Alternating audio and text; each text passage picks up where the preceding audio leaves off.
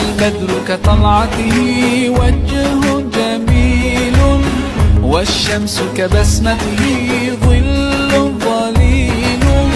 هو عبد الله سيد الخلق ومصطفاه، وحبيب الله خير مبعوث